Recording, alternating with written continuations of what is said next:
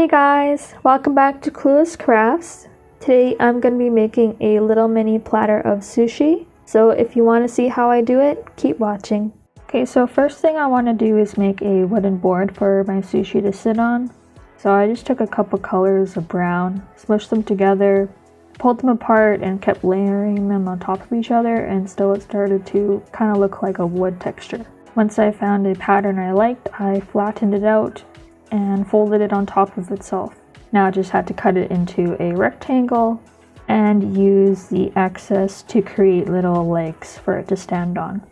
And I'll just be putting that on a plate I'll put in the oven later. Now I make a lot of mistakes in this video, so I want you to pay attention and make sure you don't do what I do. Moving on to the sushi, we need to make the seaweed or the nori. I added a little bit of green to some black clay and mixed it together. I thought this would just make the black look less harsh, but really it doesn't matter, you can just use straight black.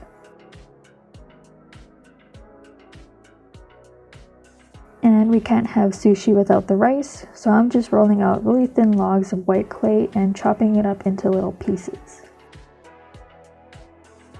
Now for the contents of the sushi roll, this red is just going to be our tuna. I'm rolling out some green logs for some avocado and a white log which I'll be covering with some red clay, and that'll be our crab. Next I'm taking a lighter green, covering it halfway with darker green and flattening that out, and that'll be our cucumber. Now I chopped these pieces up thinking I'd be adding some texture and making sure the rice didn't look so uniform in the roll. But if I were to do this again, I would probably just roll out a thin piece of white clay and just place it on top of the seaweed. After it's rolled up, I'm just making it a little bit thinner since these rolls were too thick for my liking, and I wanted them to be able to fit on the wooden tray I made. Next roll, I'm doing the same thing, adding a bunch of cut up rice pieces. I ended up having to cut up a lot more than I thought. I thought 5 rolls would be enough, but I ended up cutting up probably around 12, maybe 15. I lost count. But this one, I just added the crab, cucumber, and avocado and rolled that one up. But I ended up having to add more rice so that there would be an even layer all around. Thinned it out a bit and placed it on my plate for baking. The final roll, cutting up a lot more extra rice, and this one I'm going to be doing an inside out roll. I'm not really sure what they're called, but I'm putting the rice on the wrap, flipping it over and putting the toppings on the inside. I just put whatever I had extra, which was the cucumber, crab, and tuna. And I added a bunch of the little rice pieces on the outside of it since I didn't have enough originally, and this is where I majorly mess up. I start rolling out the log because it was too thick and I could see it happening, and I still did it, but all of the pieces blended together and it was just a plain white log. I can't believe I thought that would work. I am an idiot.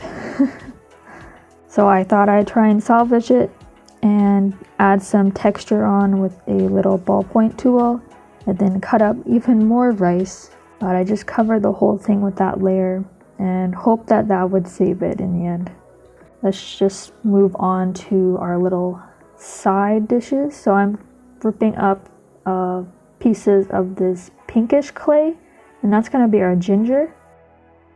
And for our wasabi, just taking a green ball and adding texture with a tool.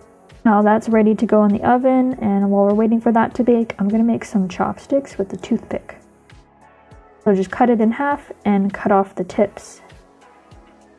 And you have yourself a mini set of chopsticks. And I must say, I'm pretty good at using them. Now with all of our pieces out of the oven, just scraping them off the plate and putting them onto the board so we can chop them up.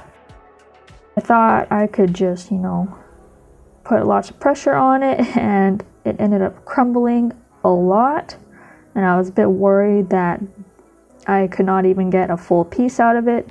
But I just kind of went slower and started sawing back and forth, and it still broke in half.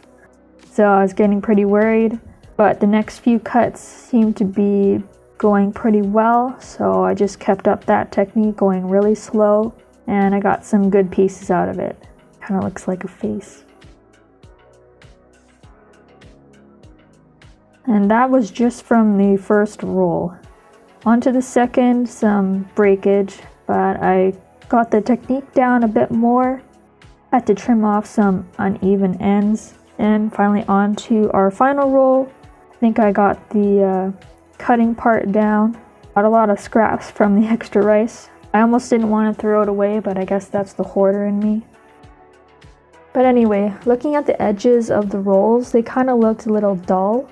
So my solution was just taking a Sharpie and just like outlining the edges. So it looked a lot darker comparing the one I did with the Sharpie and the one that I had just cut. But now that all of them are cut up, this is what it looks like.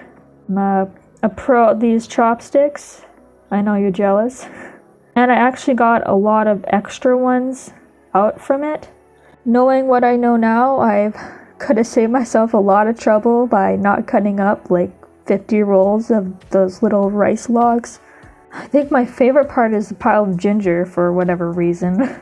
But that's all I have for you guys today. Hopefully you enjoyed. If you did, be sure to leave a like on the video or a comment down below. Hope you guys have a great rest of your day, and I'll see you all later. Bye!